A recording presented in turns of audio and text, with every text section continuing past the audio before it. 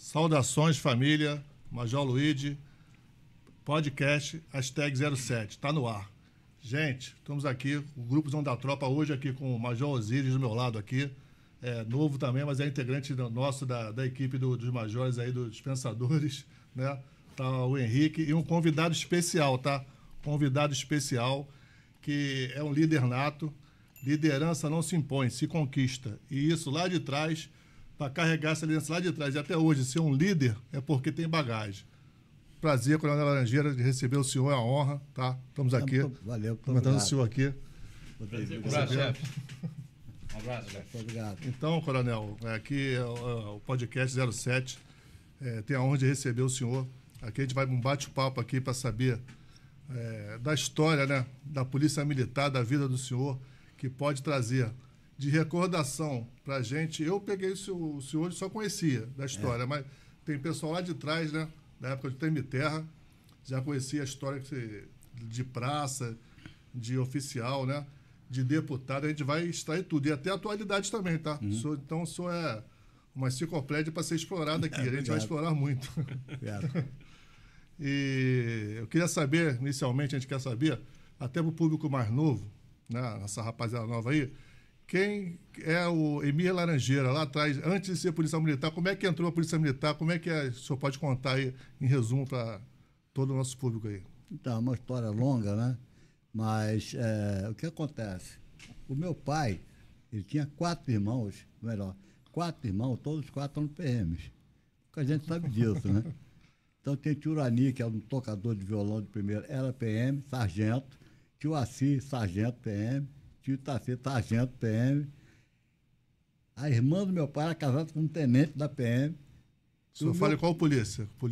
Da polícia que Treme Terra. Treme Terra. Era chamado na época de Força Pública, né? Força Pública. Não tinha ESHO ainda. Era um curso profissional, o sargento era promovido a oficial. E tinha também o meu tio, que é meu padrinho, que é o mais novo, o caçula da turma, que já faleceu tem pouco tempo, que era meu padrinho. Então, tem tio Urani, tio Taci, tio Assi, tio Zé Brás e Carlinhos. 5. Depois meu primo entrou na PM antes de mim e eu, que queria fazer curso de medicina, mas a pressão para ser PM cresceu tanto que eu acabei virando PM. Foi isso que aconteceu, entendeu? Agora, antes disso, eu tenho uma história muito forte em Campos, né? Meu pai e todos os irmãos são de Itapiruna, e eu vivi em Campos, até meu pai falecer, eu vivi lá. Então, eu tenho assim, Campos para mim é a minha terra natal, entendeu? É o lugar onde eu me sinto bem. Vou para Campos, pronto, estou bem, entendeu? Então, a minha infância foi isso. Meu pai morreu lá, meu pai, quando nós fomos aqui em São Gonçalo, eu nasci em São Gonçalo. Tinha 3 anos, quando meu pai juntou a família toda, botou num caminhão, uma lona cobrindo a gurizada, né? A carroceria do caminhão. Minha mãe na boleia com o filho mais novo, que era Elma, minha irmã. O motorista, que era tio Urani. E meu pai do lado dela, lá na cabine. Dali, de madrugada, nós fomos parar em Santo Antônio do Imbé. Era roça, Santa Maria Madalena, era roça pura. Vivi lá uns 2 ou 3 anos.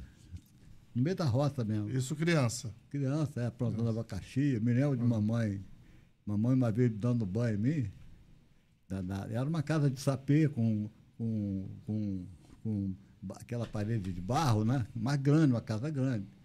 E eu me lembro bem que mamãe estava me dando um banho de bacia. Quando ela foi pegar o sabonete, tinha uma cobra enrolada no sabonete. Coisas assim que aconteceu lá no Imbé. Muita onça, muito jacaré, uma série de coisas. O interessante, eu nunca sabia por que nós fomos parar lá, né? Eu nunca tive essa preocupação. Vivi em Campos, depois nós fomos para Campos, idade escolar, né? Vivi em Campos. Estudei lá no Colégio José do Patrocínio.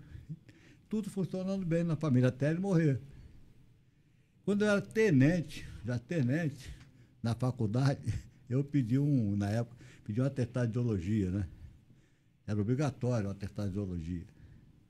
Eu requeri a DOPS, o atestado de ideologia. Aí fui lá no prazo fixado para pegar o atestado de ideologia. Cheguei, estava fardado, com uma 45 pendurada na cintura, para pegar o meu atestado de ideologia. Aí fui chamado pelo delegado, diretor do DOP. Eu digo, pô, eu vou receber uma homenagem aqui, né? Da casa, tal, não era isso. Ele pegou a ficha do meu pai e falou assim, eu não vou te dar atestado de ideologia, não, porque seu pai é comunista. Aí mostrou a ficha, uma ficha amarelada, Emílio Laranjeira, aí atravessado assim, tesoureiro funcionário da Vidobras, tesoureiro do sindicato da Vidobras e comunista. Depois eu procurei saber que história era essa. Aí ele falou assim, bom, seu pai era comunista, e o que eu tenho com isso? Aí eu fui perdendo a calma com ele, né? E o que eu tenho com isso? Que meu pai era comunista. Eu sou. Aí começou aquele troço chato, né? E eu começando a ficar irritado com ele. Eu falei assim, olha só, me dá logo esse atestado de ideologia antes que a gente tenha um problema. Ele acabou dando. Eu peguei, aí fui procurar meu tio, né? Vem cá, que porra é essa de meu pai comunista, né? Aí eles me contaram que o meu pai foi o seguinte, para ele ser o tesoureiro do sindicato, ele era obrigado a se filiar no Partido Comunista. Mas ele precisava do dinheiro.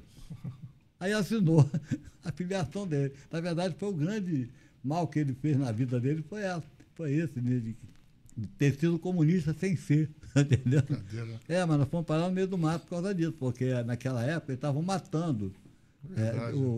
A política do Estado Novo, do Getúlio, ele não podia mais agir de uma maneira, vamos dizer assim, aberta contra o comunismo, porque houve uma parada, mas ele agiu na surdina, matando muita gente. Meu pai era uma das vítimas, entendeu? Bem, proteção da família, teve que... Quatro crianças, no meio do mato, uma grava de terra que era da minha avó. Depois ele ficou doente, quando nós fomos para campo, a polícia do Estado Novo já não se preocupava tanto com ele, porque ele estava doente. Além disso, os irmãos dele também tomavam posição, todos eles eram PMs, criaram uma barreira, né? Isso passou por mim despercebido. Né? Só quando... Aí eu comecei a entender uma coisa. Eu notava, toda vez que estava no quartel, eu era instrutor de emprego tático, eu fazia instrução de combate à guerrilha, aquela coisa toda. Na ESP e na escola. Aí eu notava, quando a gente tinha um grupo conversando no QG, na época, pessoal da P2, PM2, né? Conversando tal, quando eu chegava perto, eles mudavam de assunto. Aquilo me incomodava, mas eu não tinha noção do porquê daquilo. Eu disse, caramba, por que eles mudam de assunto?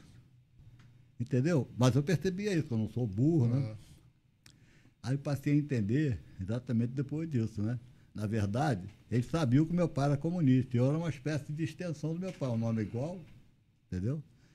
Aí comecei também a hostilizar esse grupo, né? Eu passei a hostilizar direto. Porque eles viviam um lado de fofoca, eu vivia de guerra, era outra história, né? Então, eu passei também a ser uma espécie de ameaça para eles, tá entendendo? Isso que aconteceu, isso lá atrás, hein? Isso eu... Coronel, falando da polícia, né? O pessoal comenta muito que o senhor era um craque de bola, de futebol. Tinha um time de futebol na polícia, que o senhor poderia muito bem não ser a carreira da Polícia Militar, como seguir a carreira de jogador de futebol. O senhor era esse craque mesmo? Fala pra gente aí. Modesta parte eu era assim. Eu era assim. E tem prova disso, porque quando como major, já velho de guerra, eu cheguei a jogar um futebol de society no 12, e meus colegas que jogavam lá eram os dois irmãos do Zico, né? O Antônio e o Tunico, e mais Edu, às vezes, porque até a semana eu falei com ele. O Zico, às vezes, ia lá, mas não jogava. E o meio de campo era de Gerson e Lulinha, que jogavam no Fluminense, e Gerson. E eu encaixava bem nesse time, então não preciso falar mais nada, né? Mas você chegou a jogar no Tiradentes também, da PM? Não, Tiradentes não. Tiradentes era um time... O único oficial que jogava no Tiradentes era o Maciel, não era? Maciel jogava. Que também jogava comigo. Mas Maciel, tem uma história interessante do Maciel. Estava uma vez fazendo um exercício de campo, uma escalada lá naquela serra de Tió que tem lá em Noã, né? Não tem uma serra grandona lá? Sim. E aquela serra tem uma vegetação muito boa no início, depois vira pedra, né? E eu gostava de levar um grupo para lá, para subir, fazer uma marcha forçada, depois fazer um alpinismozinho na pedra, para chegar lá no alto da pedra e plantar uma bandeira da escola de oficiais. Eu fazia na turma do Maciel, e aconteceu o seguinte, No meio da caminhada, ainda na selva, eu dei um alto horário. Não sei se o Claudecito estava nessa, ele era da turma do Maciel, nem sei. Não. Acho que não, né? Mas foi meu aluno também. Aí, o Maciel, ele sentou debaixo de uma árvore. Debaixo de uma árvore. Quando ele sentou, bateu aquele chucado. Uma jararaca em cima da cabeça dele, igual o Guilherme Tell, enrolado assim em cima da cabeça dele. Ele de olho arregalado, parou todo mundo. Eu, calma. Ele lá, não se mexe não. Ele parou, imagina a cena. Eu fui meter a mão no revólver, 38. Eu acho que estou de tiro também. Meti a mão no revólver, apontei para cima, levantei um pouco para a cara dele, para poder ter uma noção de não acertar a cara dele. Levantei e atirei na cobra. A cobra partiu no meio. Quando a cobra partiu no meio, ele já estava do meu lado. Entendeu? E aí, ensinante, às vezes o Marcel encontra com ele sempre comenta: pô, você podia ter me matado. Eu digo: pô, rapaz, eu sei quem você ia ser depois, eu teria abaixado um pouquinho a arma. Pelo menos uns 4 dedos assim, eu ia abaixar a arma para acertar na sua testa. Tá? Aí, coronel, também é importante também para saber o pessoal aqui entender que não nasceu coronel na polícia, né? Tenente. O senhor tem a origem de praça. Tem minha origem de praça. Explica essa origem de praça, como é que o tempo o senhor ficou como praça na Polícia Militar, como é que foi essa transição para oficial? Vou falar sobre isso. Veja bem, na verdade, eu queria estudar, eu queria fazer medicina. Eu trabalhava... O seu RG entrou como soldado. Eu trabalhava no laboratório de análise que era do amigo do meu pai, o médico, Dr. Léo Sarribeiro. Eu até homenageei muito ele na minha autobiografia. E eu estava com eu queria ser médico patologista, eu era igual a ele, eu estava imitando a pessoa com quem eu trabalhava, perto, né? E não estava pensando em CPM, nada. Me preparei no 2º grau para fazer vestibular de medicina, aqui que vem um grande problema. Naquela época, a medicina, qualquer curso, separava o currículo, tá entendendo? Medicina, por exemplo, você não estudava exatos. Estudava física, estudava química orgânica, inorgânica. Que fase da vida do senhor? Qual a idade? O senhor lembra? A idade, o ano? Já lembro. Bom, eu terminei o 2º grau em 64. 64. 64, não 64. Mas não estudei matemática, 2º grau. Só matemática do 1º grau. Muito bem. Aí, nesse ano, entre 64 para 65, eu fiquei trabalhando, não estudei nada, mas estava estudando ainda para fazer medicina, que eu não estudei nada de matemática, nada, não tinha por que estudar matemática.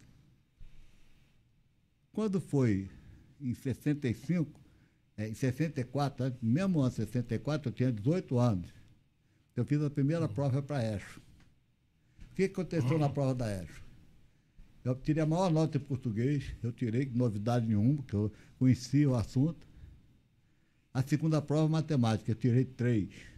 Nem sei como, porque eu não sabia nada, mas mesmo assim acertei 3 questões.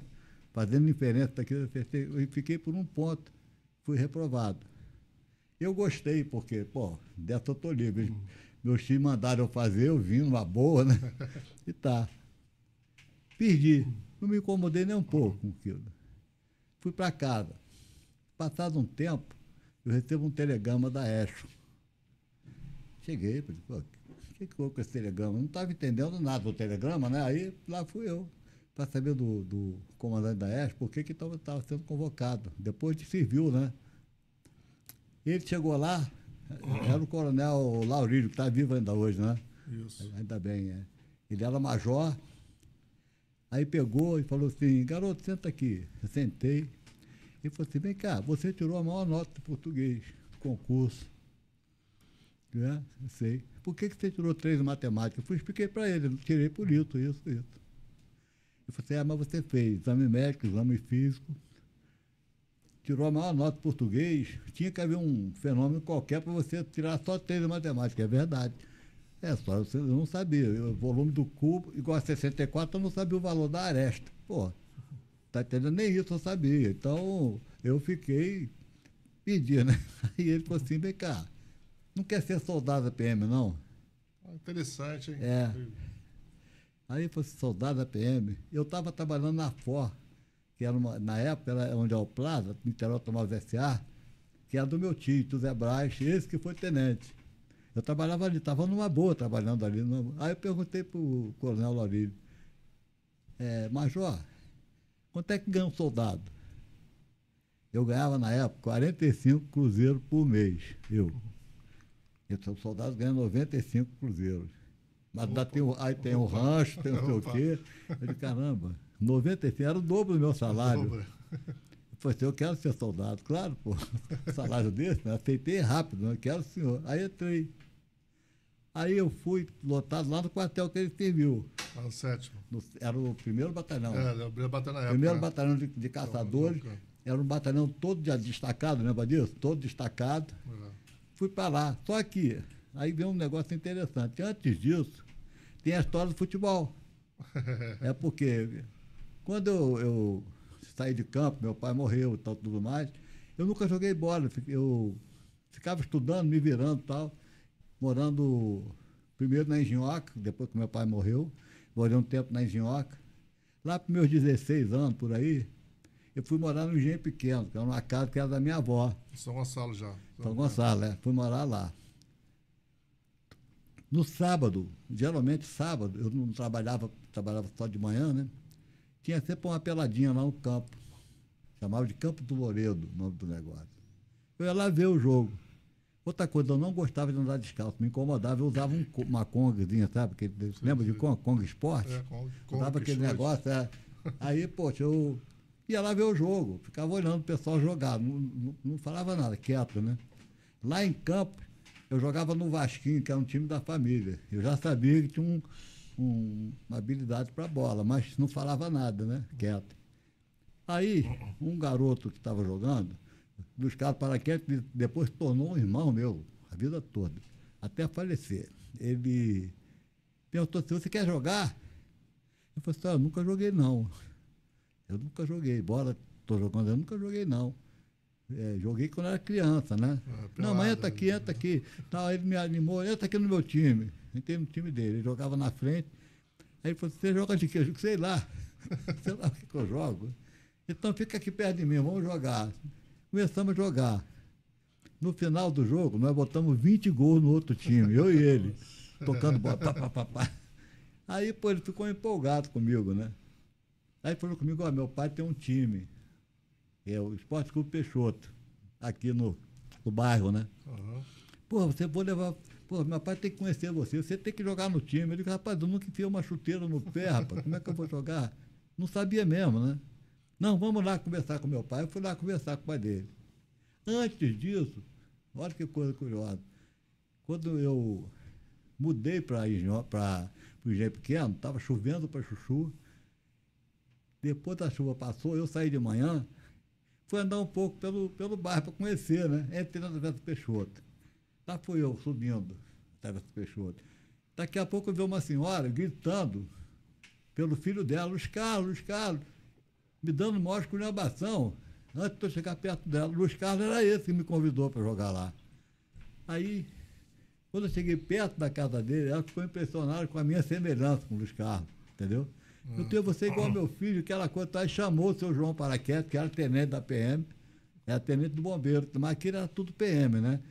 Ele era o dono do time, me chamou o seu João Paraquete e falou com ele, pô, olha só como esse menino é parecido com o Luiz Carlos, não sei o quê, me pediu desculpa, né, tal. Depois que isso passou, foi quando o Luiz Carlos me levou na casa dele, André cometeu, Luiz Carlos, já conheço a sua mãe, que ela me esculhambou e pensando que fosse você, pô, tal.